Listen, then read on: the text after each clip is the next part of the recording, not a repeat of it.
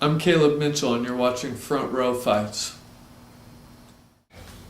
So your life has a very interesting backstory. Your dad is Artie Mitchell, one half of the Mitchell brothers. Your dad and your uncle were basically pioneers in the adult entertainment industry. What was it like growing up in that environment?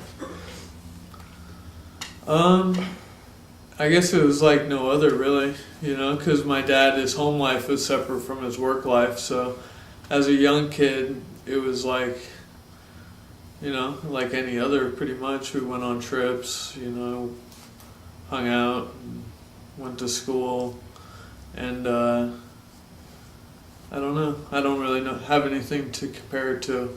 Was that something he kind of kept separate, and you guys, there was just no recognition of it? It was something, his business was here, his home life was here, and it was something you weren't exposed to, pretty much? Yeah, I'd say that's pretty much how it was. Well, when you were young, your dad passed away. How did that affect you growing up? When my dad passed away, it affected me entirely, because it was a whole family incident, so, it affected the whole family. And, we all just live with what the hands were given, and try to make the best out of it. So felt like I do as well as I could from then on. Was your family very affected by that whole situation? Was there a lot of tension amongst the family because of what happened and the way it went down? Yeah, I would say there's probably always been a little tension in my family, but we all get along at the same time too. Now it's a lot better than it was back then, but yeah. Time has healed the situation, you would say then? Yeah, for sure. So how did you feel about the film Rated X with Charlie Sheen and Emilio Estevez, and how did you feel about Charlie Sheen's portrayal of your father?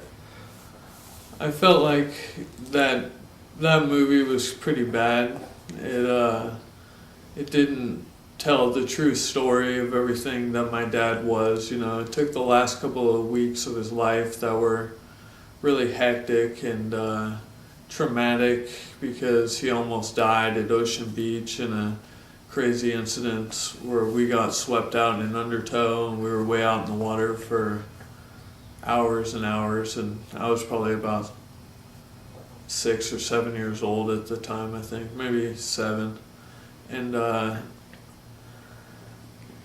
he almost died, and so then when he drank after that with liver damage, it affected him a lot worse, and so I think he got a little crazy at times, And then there was a lot of going on with my mom and a custody battle that they had there, and it was just determined that he could only be with us for between 12 and 5 with a court-appointed person there to supervise, and so I don't know. My uncle had Emilio Estevez at the theater and had him hanging out a lot, and I believe helped him make the movie and kind of molded the movie a little bit to his own intention. Do you think the bad side of your father, that wasn't necessarily 24/7, they ramped that up just for ratings purposes and to get people to tune in?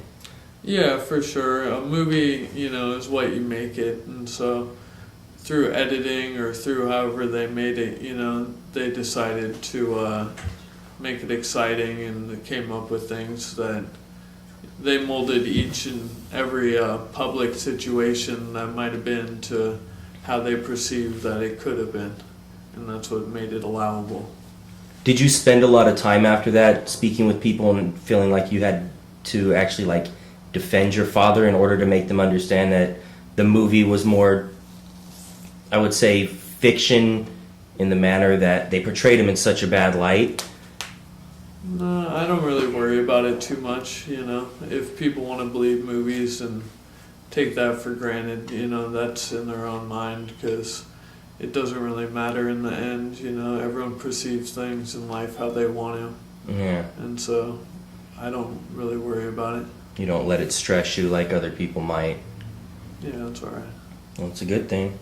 So what initially got you into MMA? I initially wanted to go into MMA because I saw Royce Gracie in the UFC, and I decided that I really needed to learn how to defend myself, having an older brother who beat me up every day. He was 4 years older, and there was no way to really defend myself. And when I saw Gracie Jiu-Jitsu, it seemed like the first method that might actually be fathomable to use against an opponent that's either 4 years older or twice as big as you or twice as strong as you. And it worked out. I started getting technique, and then he messed with me one time, and I reversed him and ended up in the mount and held him down. After that, he didn't really want to wrestle with me anymore. That was the end of it. Yeah, for the most part. Little brother finally got a hand up, and you're able to be at peace at that point. Yeah. No more sibling rivalry. So I know you're a brown belt in Brazilian Jiu-Jitsu under Cesar Gracie. As far as grappling is concerned, what's some of your accomplishments? I guess the most memorable accomplishment was winning the Las Vegas Open when I got my purple belt. I beat Scott Epstein in a Gilas match, and then I beat Alan Teo, who was Renzo Gracie black belt, and so then I got my purple belt right after with Jake Shields at the same time. So it was a good accomplishment for you. Yeah, I've won several Gracie Open tournaments, the first couple that there were, and won a tournament in Santa Cruz, the U.S. Open, and won some other ones too. But I don't worry about it too much. Who lives. So you started your MMA career. You went 3-0, and then you ended up having 3 losses in a row, and you took a really long break from fighting, almost 10 years. What made you make that decision to step away from fighting for a while? I got in a car accident first, and I hurt my shoulder, and then while I was injured, I went and played football with some friends, and it started with touch, and then it went to tackle, and hurt myself worse. I got a little nerve damage, so I'd work out, and my muscle got smaller in my shoulder, and then and so then I had to take time off. It actually took like a couple of years, for me to feel strong again, and then after that, it was just about refining my technique and training hard. I had already gotten a job by then, so I was trying to make a living through that, and I never really made that much money fighting anyway, so it's not like it was a living. Yeah. And I was selling real estate, So I just I've always enjoyed training a lot, and I've always enjoyed working out and staying in shape, so I guess it just kind of came naturally now to just do it again, because I started being so consistent in doing it that I don't know, I got hungry and want to do it. So, well, you just had that comeback fight at Cage Combat FC. You won in 51 seconds. How good did that feel to come off of that long layoff and be able to come in and just win a bout right off the bat? Yeah, that felt great, for sure. You never know how it's going to go till you get in there, and that guy was a tough opponent. He had good stand-up, and he had tapped out several people, so he came out pretty strong too, going for the head kick almost right off the bat, and I tried to take him down at first, and it was more of a football tackle type of thing, and he almost tried to guillotine choke me, got out, and threw a punch and a kick, and connected pretty well, and then ducked under his advance, got under his arm, jumped on his back, and choked him. So that felt really good, It felt like a nice technical fight, but really, really fast too.